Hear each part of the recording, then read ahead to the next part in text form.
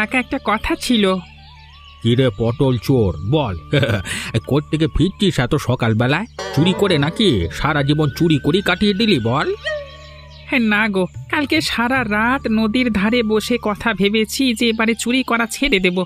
দিনকে দিন ধরা পড়বার ভয় বাড়ছে, তার উপরে মোড়লের করা ব্যবস্থা, প্রাণ হাঁপিয়ে উঠছে একেবারে। সত্যি করে বল তো, আবার কি ফোন দিয়ে আসছিস? ইয়ে কাকা, সত্যি বলছি, ফোন দি না, ব্যবসা ভাবছি একটা মাছের হোটেল খুলবো। সাধারণ মানুষ খেয়ে উপকার পাবে, তাছাড়া আমিও ভালো পথে আসতে পারবো। বাবা, এ তো দেখছি সত্যি চোরের সাধু হওয়ার বুদ্ধি জেগেছে। তা বাছা বল দেখি, এত টাকা পয়সা কোথায় পাবি? অনেক কষ্ট করে কিছু টাকা পয়সা জমিয়েছিলাম, আর তাছাড়া তোমাদের আশীর্বাদ আছে তো কাকা। বলো, আমাকে আশীর্বাদ দেবে না? আমি চোর হলেও এই গ্রামে একমাত্র তুমিই আমাকে ভালোবাসো। আমি তো তোকে এর আগেও বলেছি ভালো পথে আসতে। এখন যখন ভালো পথে আসতে চাইছে তখন খুশি হওয়ারই কথা আমার। ঠিক আছে, তোর ভালো হোক মঙ্গল হোক এটাই চাইবো। তোমার পা ছুঁয়ে একটা প্রণাম করব কাকা? থাক থাক, অত নাটক দেখাতে হবে না আর। আগে যা বলছি সেটা করে দেখা বাস্তবে, তারপর না হয় আমাকে অত সম্মান দিবি। ঠিক আছে, তাই হবে। দুনিয়া দেখে নেবে, এই পটল চোর মহাদেব শুধু চোর নয়, এখন থেকে সে ব্যবসায়ীও। হ্যাঁ।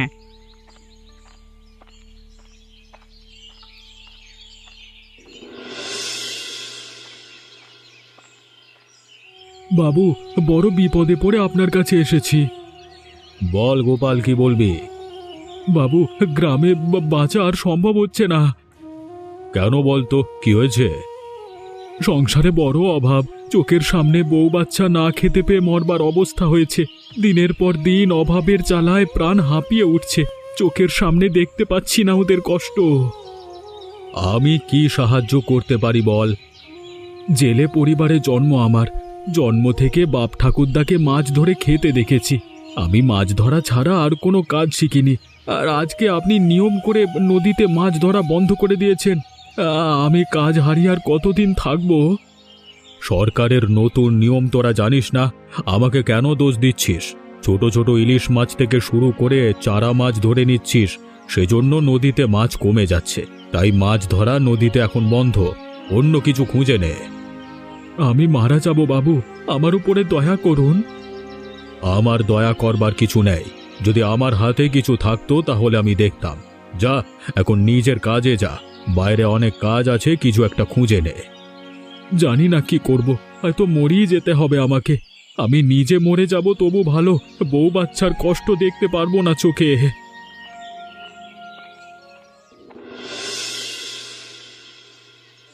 জীবনে প্রথমবার দেখলাম চোর সাধু হয়েছে। আর শুধু তাই নয়, গ্রামের উপকার করছে।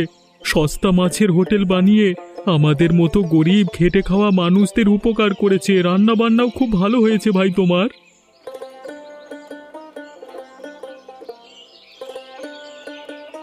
সেদিন তুই যখন বললি যে চুরি ছেড়ে দিয়ে ভালো পথে আসবি, তখন বিশ্বাস করিনি। কিন্তু এখন দেখতে পাচ্ছি তুই ঠিক কথাই বলেছিলিস। কেউ যদি খারাপ পথ ছেড়ে দিয়ে ভালো পথে আসতে চায় তবে তা সম্ভব, তুই প্রমাণ করে দিলি।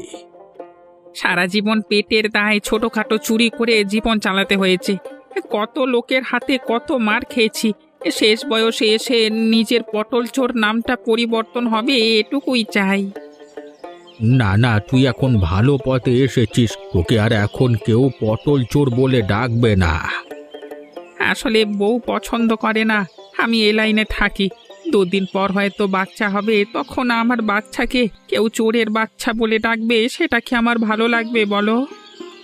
সাধু সাধু, এতদিন এই গ্রামে থেকেছি, কিন্তু সত্যিকারের একটা ভালো মানুষ দেখছি এই প্রথম। এই তোমরা শোনো, যত যাই হয়ে যাক তোমরা এই হোটেল ছাড়বে না।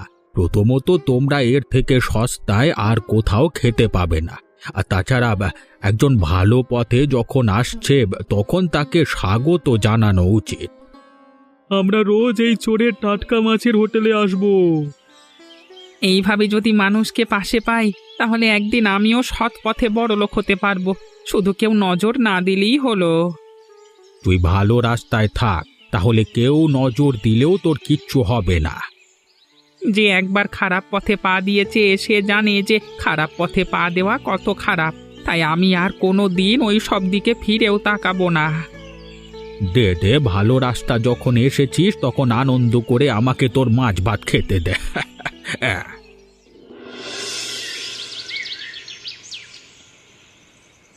কি হলো বউ, বাবু কাঁদছে কেন? বিকেলের পর থেকে কিচ্ছু খায়নি। ও কি আর আমাদের মতো বড়? পেটে কিছু না পড়লে তো কাঁদবেই।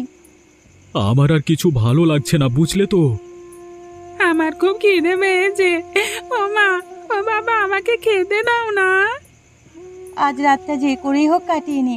কাল সকালে তোর জন্য আমি কিছু না কিছু ব্যবস্থা করবই বাবু, কথা দিচ্ছি। কত শখ করে ছেলের নাম রেখেছিলাম বাবু।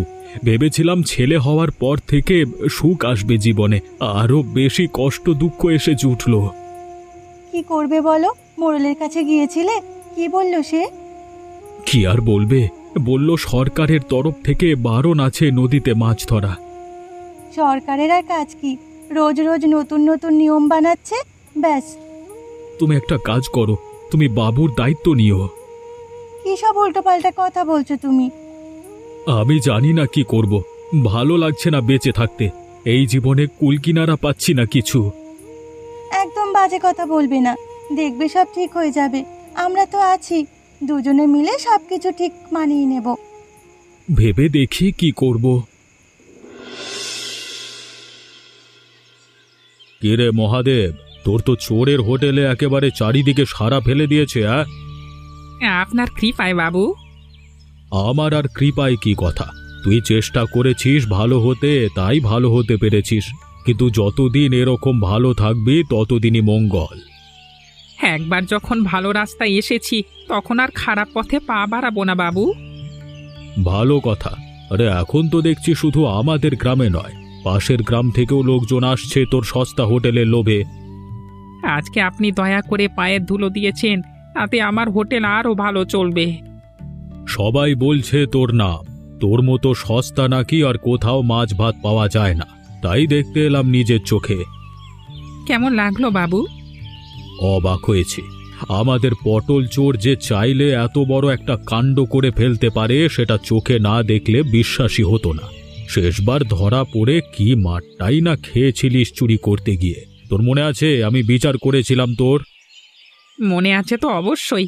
আপনি যদি আমাকে সেদিন ক্ষমা না করতেন তাহলে কি আর আজকে ভালো হতে পারতাম? হয়তো জেলে বসে পচে মরতাম। মানুষকে সুযোগ দিয়ে আমি যে ভুল করি না, তুই সেটা প্রমাণ করে দিয়েছিস।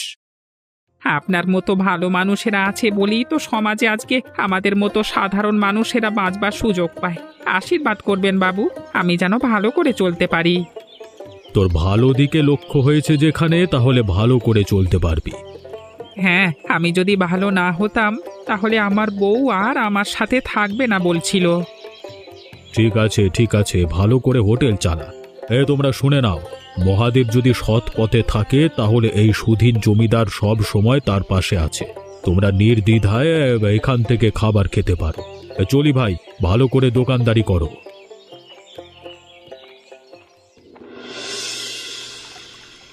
সবাই ঘুমিয়ে পড়েছে বাড়িতে, এটাই একমাত্র একদম মোক্ষম সুযোগ জীবন বিসর্জন দেওয়ার। আর আমি পারছি না এই জীবনের বোঝা বয়ে বেড়াতে। এখানেই শেষ করে দেব সবকিছু। একদিন কত ভালোবাসা দিয়ে বাঁচতে চেয়েছিলাম, নতুন করে শুরু করতে চেয়েছিলাম জীবন, আর আজকে সব কিছু ছেড়ে কাপুরুষের মতো জলে ঝাঁপ দিতে যাচ্ছি আমি। তাছাড়া আর কোনো উপায় নেই আমার। আরে কি চলছে, একটু ভালো করে দেখি তো। না না, মনে হচ্ছে জীবন আমাকে আরেকটা সুযোগ দিতে চায়। এ তো দেখছি মৃত্যুর কিনারা থেকে বেঁচে উঠবার রাস্তা পেয়েছি আমি। দাঁড়া, দেখাচ্ছি মজা। এটা দেখার পর তো আর মরলে চলবে না, বাড়ি ফিরে যাই, ব্যবস্থা করব।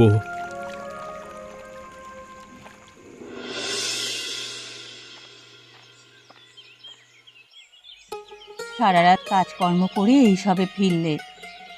এমন করে কথা বলছে যেন আমি কোনো অপরাধ করতে গেছিলাম।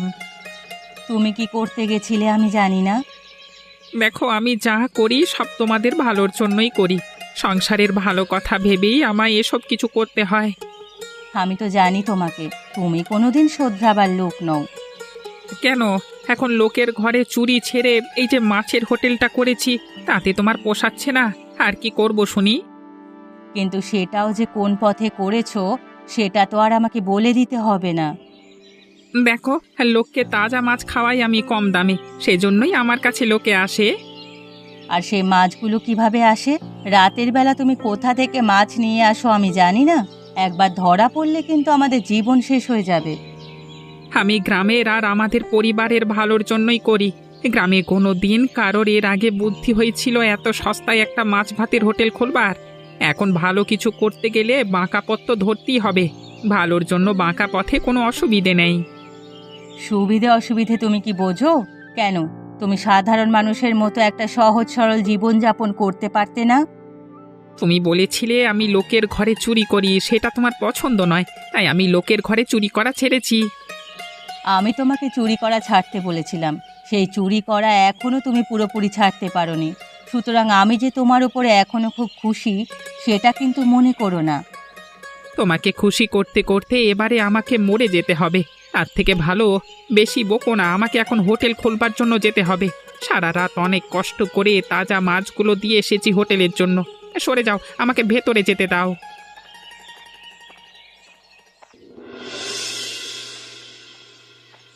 আবার কি হয়েছে তোর সমস্যা গোপাল? আবার কেন এসেছিস?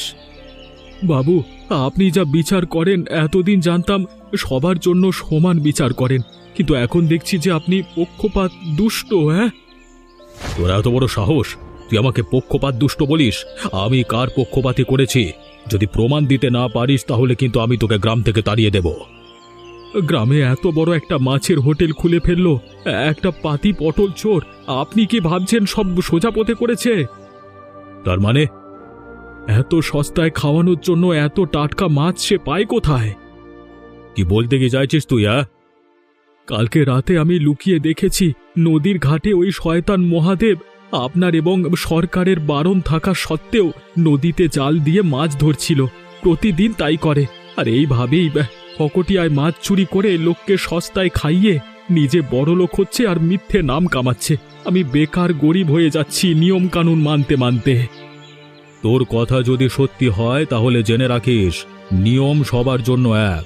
বিচারের শাস্তি হবে ওই শয়তানের। কি আর শাস্তি দেবেন আপনি? আমি ঘরে খেতে পারছি না, আমার বউ বাচ্চা উপোস করে কাটাচ্ছে, আর একটা চোর গ্রামে রাজা হয়ে বসে বসে মজা করছে। এর থেকে বেশি আর কি দেখতে হবে আমাকে? তুই শান্ত হ, বিচার সভার আয়োজন করব আমি। সেখানে তোর যা বলবার আছে সব বলবি। আমার যা কিছু বলবার আছে আমি আপনাকে বলে গেলাম। যদি বিচার না করতে পারেন তাহলে জানবো যে এই গ্রামে আর থাকা সম্ভব নয়। আপনার বিচারের ওপর তাহলে আস্থা হারিয়ে আমরা চলে যাব। এই গ্রামের দায়িত্বপ্রাপ্ত জমিদারি হিসেবে আমার কাজ সবার জন্য সমান ন্যায় বিচার করা। বড় সাহারাস না, আমি আছি তো। আমি আজকেই সবাইকে দিয়ে খবর পাঠিয়ে দিচ্ছি, কালকে গ্রামে বিচার বসবে। সেখানে যা সিদ্ধান্ত নেওয়া হবে সবাইকে মেনে নিতে হবে। তুইও থাকবি সেখানে। চুরি করে থাকলে তার শাস্তি ও পাবেই।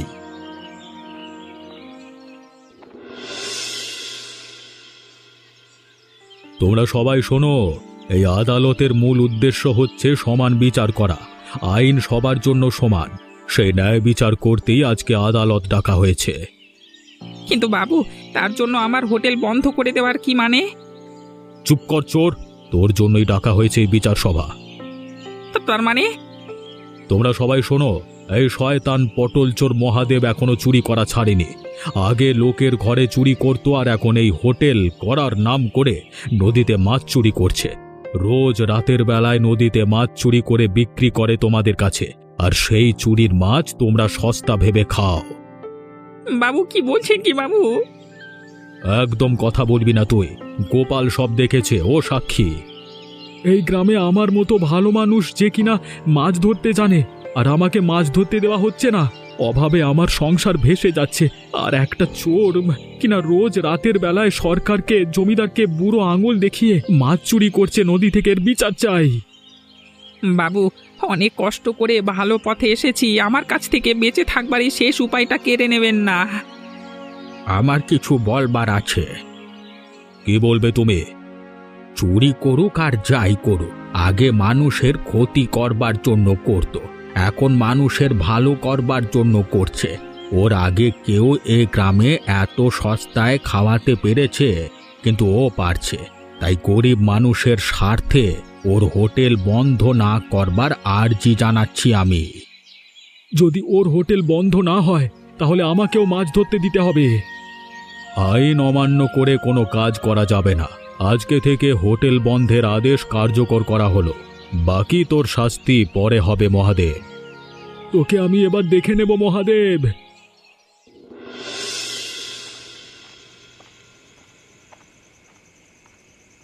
কোথায় যাচ্ছিস রে চোর? আবার কার বাড়ি শীত কাটতে যাচ্ছিস? হ্যাঁ, আমার এই ক্ষতিটা করে ভালো করলে।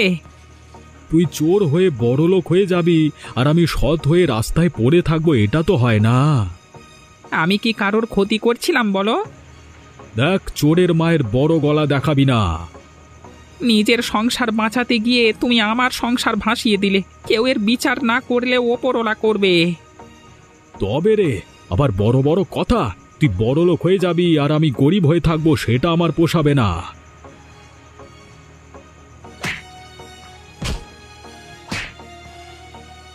এমনিতে তো অনেক শাস্তি দিয়েছো আমাকে, আর মেরো না। ছেড়ে দাও, ছেড়ে দাও, তোমার পায়ে পড়ছি। বাড়িতে তো বউ আছে আমার, ফিরে যেতে দাও। দূর হয়ে যা শয়তান। এবার আমার বড়লোক হওয়ার দিন। অনেক দেখিয়েছিস তুই, আমার দেখানোর সময় এসেছে এখন।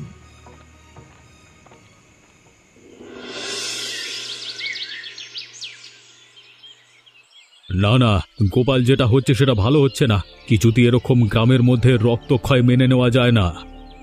এই গ্রামের মানুষেরা বোকা বাবু, তাই ওই চোরের কথায় নেচে আপনার বাহিনীর উপরে আক্রমণ করছে। কিন্তু আমি তো এটা বুঝতে পারছি না যে হঠাৎ করে ওই পটল চোরের দিকে সবাই এত বেশি ঝুঁকে পড়ল কি করে। কারণ ওই পটল চোরের পেছনে আছে জনার্দন। ও সবাইকে উস্কে বলেছে যে প্রতিবাদ না করলে গরিব মানুষের জন্য খোলা চোরের সস্তা মাছের হোটেল বন্ধ হয়ে যাবে, আর লোক সেটা ভেবেই ঝামেলা করছে। কিন্তু যেটা নিয়ম সেটা তো মেনে নিতেই হবে সবাইকে। সেটা আপনার দায়িত্ব, কিভাবে আপনি মানাবেন। এইভাবে মারামারি করবার চেয়ে একটা আলোচনার মধ্যে আসতে হবে। আপাতত থামিয়ে কালকে জনার্দনের সাথে আমি একবার আলোচনা করব, তারপর যা সিদ্ধান্ত নেবার নেব। যাই সিদ্ধান্ত নেবেন, যেন চোর মাথা তুলে দাঁড়াতে না পারে সেটা দেখবেন। তুই চিন্তা করিস না, আমরা থাকতে কোনো অবিচার হবে না। বলো জনার্দন, তুমি কি বলতে চাও? আপনি আইন বোঝাচ্ছেন সেটা ঠিক আছে, কিন্তু গরিব মানুষের দিকটা তো দেখতে হবে। আমি এতদিন জমিদার আছি, কোনোদিন কোনো সমস্যা হয়নি, আর আজকে হঠাৎ তোমার মনে হচ্ছে আমি গরিবদের দিকটা দেখছি না। যদি দেখতেন তাহলে একটা মানুষ ভালো হবার চেষ্টা করছে, গরিবের জন্য বাঁচার চেষ্টা করছে, তারও সংসার আছে, সেটা আপনি বিবেচনা করতেন। যদি ভালো হবার মহাদেবের এতই ইচ্ছে হয় তাহলে অন্য কোনো উপায় ভালো হোক। চুরি করা মাছের হোটেল বেআইনি, ওটাকে বন্ধ রাখতে হবে। যদি আপনি ওই হোটেল বন্ধ করেন তাহলে গরিব মানুষের প্রতিরোধের জন্য প্রস্তুত থাকুন। তুমি কি আমাকে হুমকি দিচ্ছ? আমি মানুষের মনের ভাব জানিয়ে দিচ্ছি। তুমি কি সবার নেতা হয়ে উঠেছ নাকি? গ্রামের মানুষের যা ভাবনা তারা ভাববে, তোমাকে অত দাদা হয়ে উঠতে কে বলেছে? কারণ আমি সমাজের ভালো চাই। যে নিয়ম মানুষের ক্ষতি করে সেই নিয়ম বদলানো দরকার। তুমি তোমার ভাবনা নিয়ে থাকো, আমি শেষবার বলে দিচ্ছি কোনো রকম মারামারি চলবে না, আর ওই হোটেল খোলাও চলবে না। এখন তুমি আসতে পারো।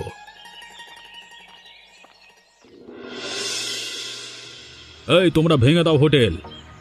বাবু, আপনার পায়ে পড়ছি, এরকম করবেন না।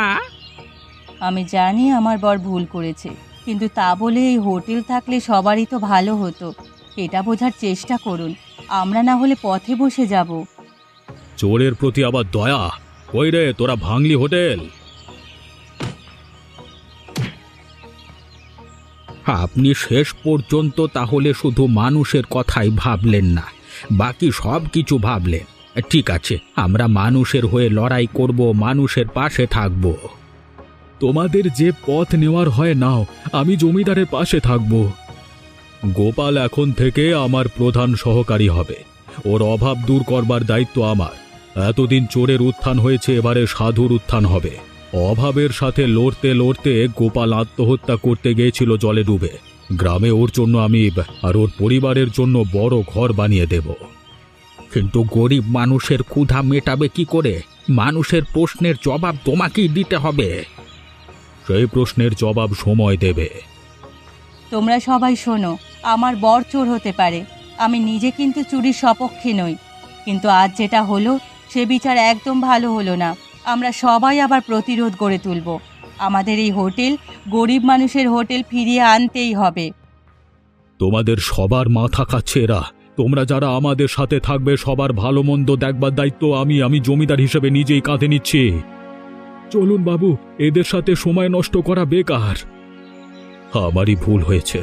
সালা এই চোরকে লাই দিয়ে মাথায় তুলেছি আমি নিজে। সেদিন যদি মেরে ফেলতাম চুরির দায়ে, তাহলে এই চোরের মাছের হোটেল নিয়ে আমার ঝামেলাই হতো না।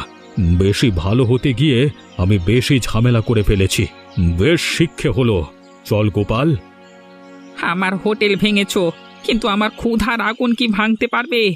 এই উত্তর তোমাকেই দিতে হবে জমিদার। আর এই উত্তর খুঁজতে হবে আপনাদের সবাইকেও। আমাদের পাশে থাকুন আর আমাদের চ্যানেলটিকে সাবস্ক্রাইব করুন।